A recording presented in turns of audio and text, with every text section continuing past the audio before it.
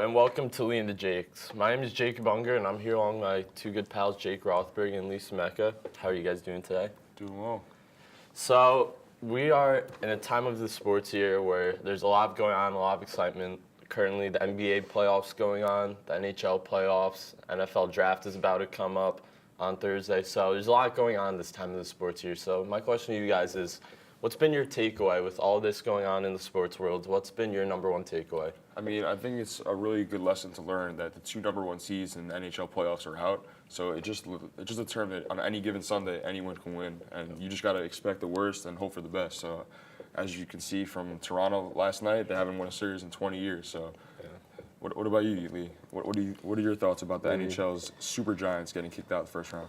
You know, and some people say that around December is the most wonderful time of the year. I beg to differ. I mean, this is where sports fans really get to enjoy a lot of playoff action. And, you know, if you were lucky enough to turn on the Game 7s last night, you really saw two really good teams go at it. And, how about 3-1 down to 4-3 up to tied 4-4, then overtime? That's two real crazy games. Very good games. Yeah.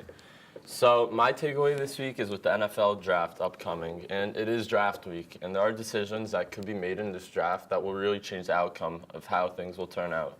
First, the question is to pick a quarterback or not to pick a quarterback for Arizona head coach Cliff Kingsbury, as they own the first pick.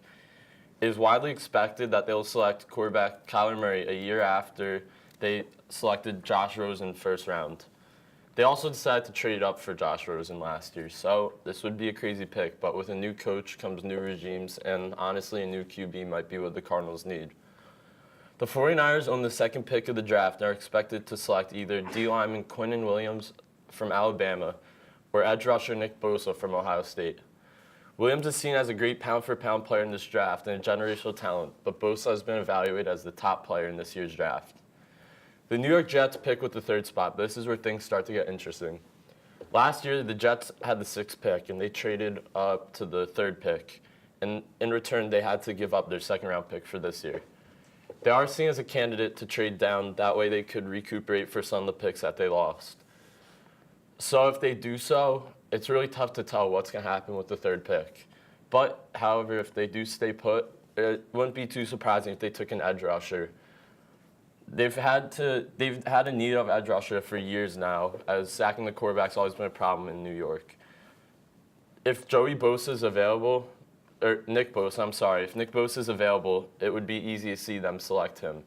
If he's gone, though, it'll probably be between Josh Allen, the linebacker from Kentucky, a New Jersey native, or Quinnen Williams from Alabama. Even though he's not the edge rusher they need, he's still a great pass rushing talent out of the D-tackle spot. The Raiders select at 4, and they own 3 first-round picks, so it's not too clear what direction they're going to go in since they do have so many first-round spots. But if Williams is available, which he really could be at number 4, I think that's where he'll end up because he is one of the top pound-for-pound players in this year's draft. Some quarterbacks I'd look out for in this year's draft include Murray, Dwayne Haskins of Ohio State, Drew Lock of Missouri, Daniel Jones of Duke, and a first-round sleeper is Will Grier out of West Virginia. I like that guy. Yeah, he could be seen as a sleeper because he's not exactly a first-round pick, but some QB-needy teams that have old quarterbacks, such as the Patriots or Chargers, with older QBs, it won't be too surprising if they took a guy like Grier to develop him for a year or two when their guys retire. So that's all I have for this one. Lee, what do you have for us today? So if you aren't watching the NHL playoffs, you should be, and this is why. If you know someone who filled out a Stanley Cup bracket, and you ask him or her how it looks after just round 1, they most likely are going to say their bracket has been busted. There's nothing like playoff hockey, and every game and every series is so different and such a shot in the dark. In the NBA playoffs, it's been Golden State dominating the league these past few years. And especially now that the East does not have a LeBron James to play in the final, everyone assumes the Warriors will once again be crowned champions.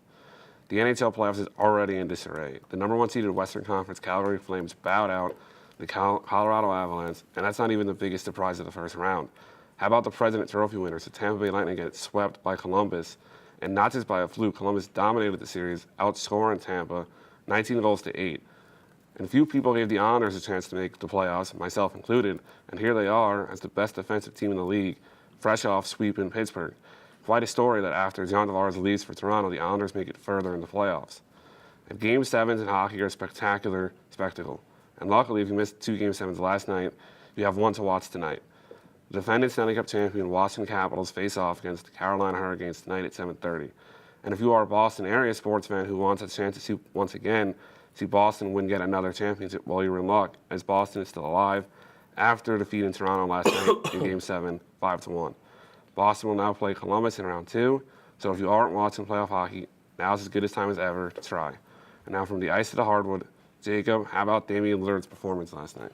Well, it was 100% Dame time out in Portland last night as Damian Lillard showed up once again why he's the most underrated point guard in the league. I will admit that I have some hate for Damian Lillard, but once again, every single time I talk about him, he just proves me wrong on why I never should have talked about him in the first place. Dame dropped 50 points and the Trailblazers record 10 3-pointers in last night's Game 5 against Oklahoma City. The Blazers were down by as much as 15, even starting the game out 18-6. However, as the story tells it, once again, Damian Lillard brings his team back, and then they go on top to drop a 37-foot buzzer beater right in front of Paul George's face for the series win. This should come no surprise, however, as Dame did the same exact thing back in 2014 against the Houston Rockets, at home, same spot to win the series. Fans go wild, and I'm sure all you did at home. But George told reporters after the Game 5 loss that it was a bad shot, that he doesn't care what anyone says, but hey, he made it, that the story will be told. It was a bad shot. You have to live with that. I don't know if you saw it, but Dame Lillard re-quoted that and said LOL right after the game, so just another shot. The Blazers have been one of the most unappreciated teams in the league. Jacob, did you see that shot from the parking lot? He dropped 57 and 6. Did you watch last night's game? And what are your thoughts on Paul George's comments? I actually didn't hear what Paul George had to say after, but I saw that last shot. From the parking lot. Pulling up from just about half court. That was And I have to say, Hamden's face too. That was incredible. Whoever makes that play up deserves to be fired. I mean, you're Yeah. pulling up from half court. You got all the time in the world. What he had 15 seconds left to go right when he crossed the half line. Yeah, So that they could have was- done anything. That was an unbelievable shot. But he had 47 points. You knew Dame was going to hit the 3 to go 50 and then win the game. Lee, what do you think? Were you watching the game last night? You saw any highlights? Unfortunately, I missed the game because I was watching the NHL playoffs, but after watching the highlights, I mean, it just shows you how good of a player Damian Lillard is, and hopefully he can continue throughout the playoffs. Yeah, I hope they win the next series. I mean, I'm happy that they won this first series, but they definitely have to continue the momentum. They can't just get swept next round and then none of this means anything, because that's usually how it goes in Portland. But what a time of the year. Action-packed sports, nothing like it. It's been Lee and the Jakes. Thank you for tuning in, and we will see you next week.